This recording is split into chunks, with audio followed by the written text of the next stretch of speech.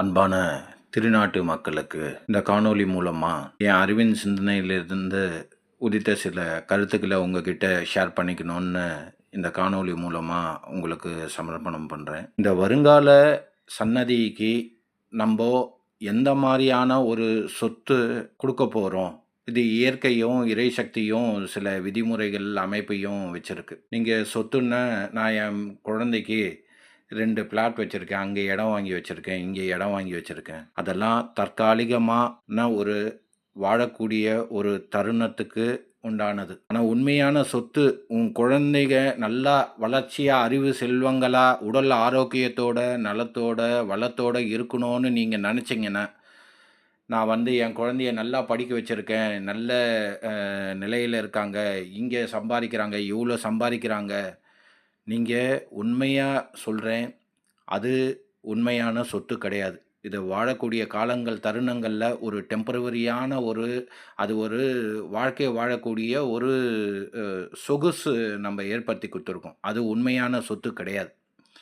அவங்க உடல் அளவிலையோ மனதளவிலையோ புலன்கள் அளவிலையோ வாழக்கூடிய வாழ்க்கை ஆனந்தமாக வாழக்கூடிய வாழ்க்கை தான் உண்மையான சொத்து. நீங்கள் நடைமுறைக்கு வாழக்கூடிய சொத்துக்கள் சொத்து கிடையாது.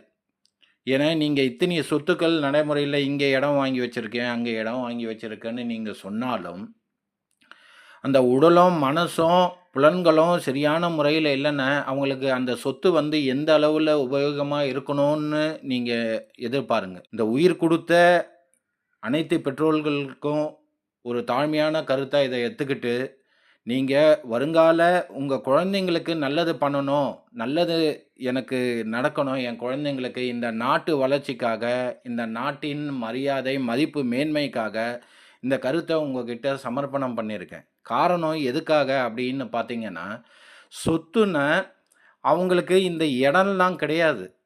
உடல் அளவிலையோ மனதளவிலையோ உடல் வலிமையாக இருக்கணும், மனம் வலிமையாக இருக்கணும்.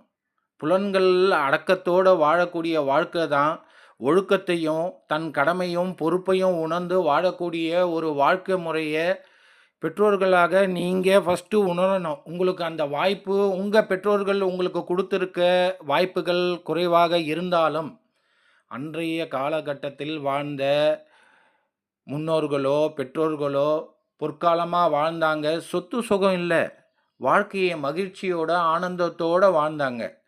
ஏன் இன்றைய காலகட்டத்தில் இவ்வளோ இன்னல்களுக்கு நம்ம சிரமப்பட்டுட்டு வாழ்ந்துட்டு இருக்கோன்றதுக்கு இதுதான் அடிப்படையான ஒரு மூல காரணம். இந்த அடிப்படை தத்துவத்தை நீங்கள் உணர்ந்து உங்கள் குழந்தைங்களுக்கு வருங்கால என் அறிவு செல்வங்கள், என் அறிவு மேன்மைக்குரிய விதைகளுக்கு தயவு செய்து வளரும் பெற்றோர்களாக வரப்போகிற பெற்றோர்கள் ஆகட்டும், இனி வர காலங்களில் தயவு செய்து நீங்கள் இந்த முக்கியமான இந்த தத்துவத்தை உணர்ந்துங்க. இந்த கருத்தை நீங்கள் உள்வாங்கி, சொத்து அப்படின்னா புலன்களாலோ மனதாலோ இந்த ஆத்மாவாலேயோ அவங்க மகிழ்ச்சி அடையணும், ஆனந்தம் அடையணும்.